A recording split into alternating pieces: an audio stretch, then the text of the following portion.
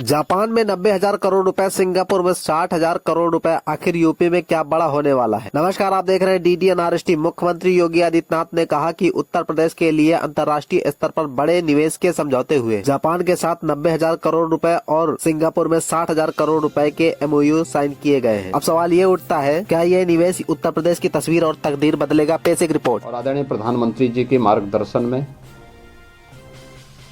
उनकी प्रेरणादायी नेतृत्व में उत्तर प्रदेश ने पिछले 8.5-9 वर्ष के अंदर जो कदम उठाए हैं, उसका एक सकारात्मक संदेश दुनिया के देशों में भी पहुंचा है।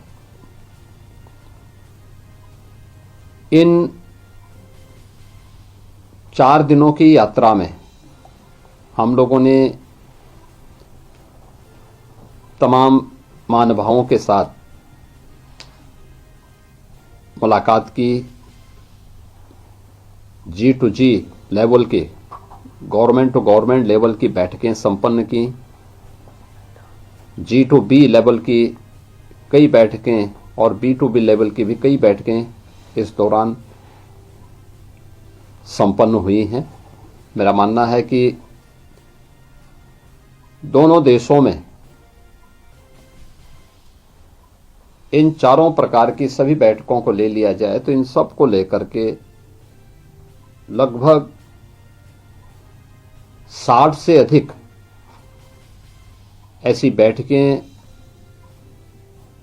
और इस प्रकार के कार्यक्रम संपन्न हुए हैं जो G2G, G2B, B2B स्तर के संपन्न हुए हैं। 2 बड़े रोड शो, एक सिंगापुर में जिसमें काफी बड़ी संख्या में निवेशक और वित्तीय संस्थानों के चेयरमैन और CEOs आए थे।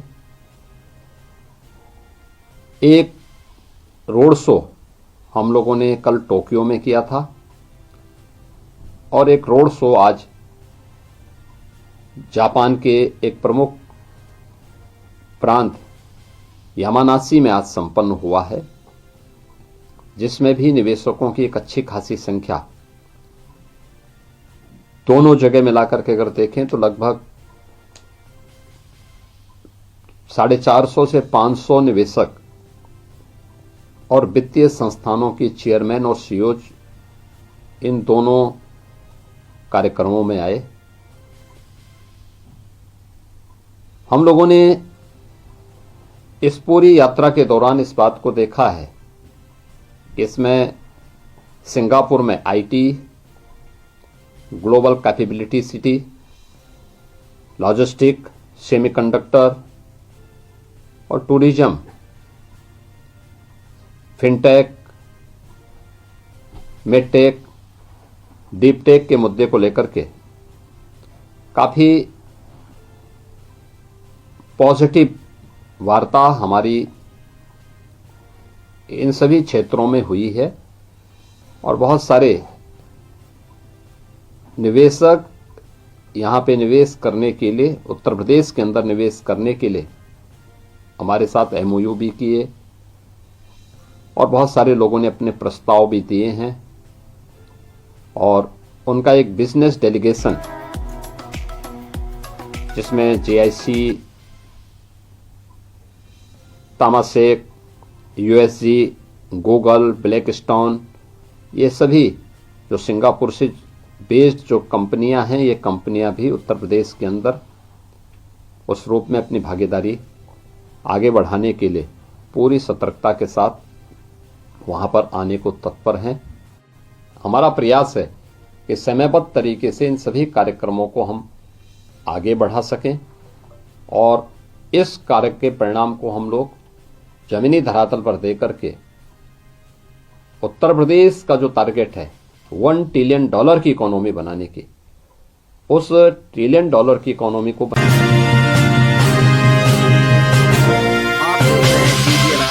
बनाने की दिशा में किए जाने वाले प्रयास में एक महत्वपूर्ण और मील का पत्थर साबित होगा। मैं आज के इस अवसर पर अपने दोनों मिशन से जुड़े हुए अधिकारियों को, सिंगापुर के हमारे जो माननीय उच्चायुक्त हैं उनके और उनकी पूरी टीम को, मैं यहाँ की राजदूत, जापान की राजदूत और उनकी पूरी टीम को, जिन्होंने बहुत पॉजिटिव तरीके से पहले से भी होमवर्क किया था, हमारी टीम के साथ भी पहले से काफ़ी होमवर्क करने के बाद इस पूरे कार्यक्रम को सफलतापूर्वक आगे बढ़ाने में अपना योगदान दिया। और मुझे यहाँ पे दोनों स्थानों पर, दोनों क्या तीनों स्थानों पर भारतीय समुदायों के साथ भी संवाद करने का अवसर मिला। सिंगापुर में उनका काफ़ी बड़ा भारतीय समुदाय के साथ एक हम लोगों का कार्यक्रम संपन्न हुआ था।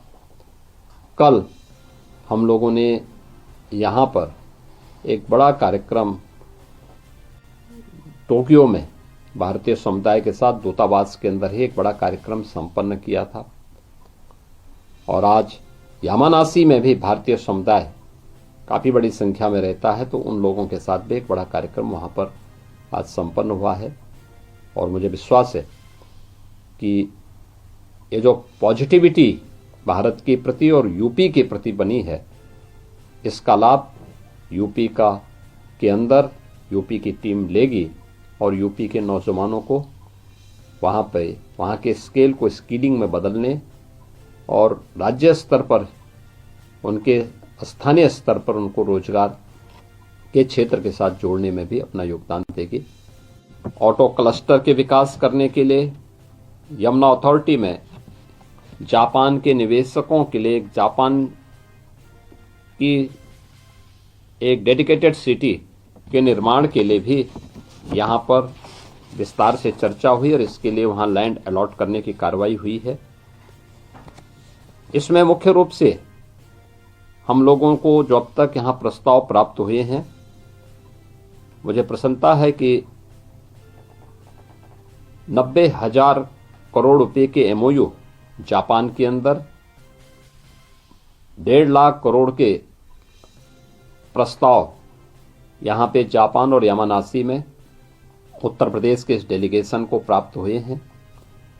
और इसी प्रकार से सिंगापुर में 60,000 के एमओयू और 1 लाख करोड़ रुपए तक के हमारे पास प्रस्ताव उत्तर प्रदेश में निवेश के लिए आए हैं, जिन्हें इन्वेस्ट यूपी और उत्तर प्रदेश के हमारे अन्य विभाग आगे बढ़ाने का काम करेंगे।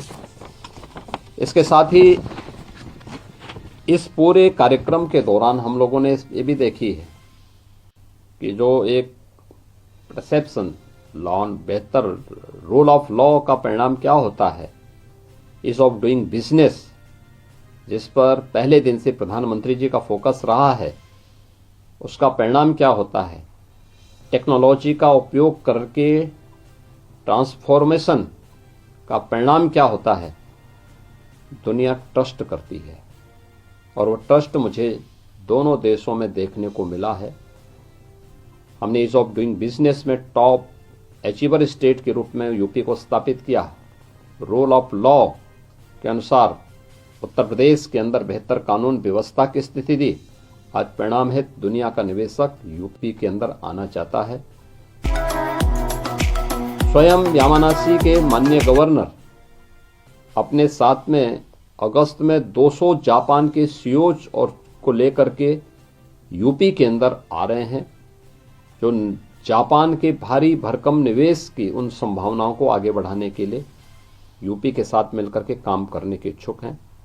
ऐसे ही सिंगापुर के अंदर भी एक बड़े पैमाने पर उनका एक बिजनेस डेलीगेशन यूपी के अंदर आने को उत्सुक है, जो उत्तर प्रदेश के अंदर अपना निवेश करने के लिए उत्सुक है। और हम लोगों ने इसके लिए अभी से अपनी कार्रवाई भी हमारी प्रारंभ हो चुकी है।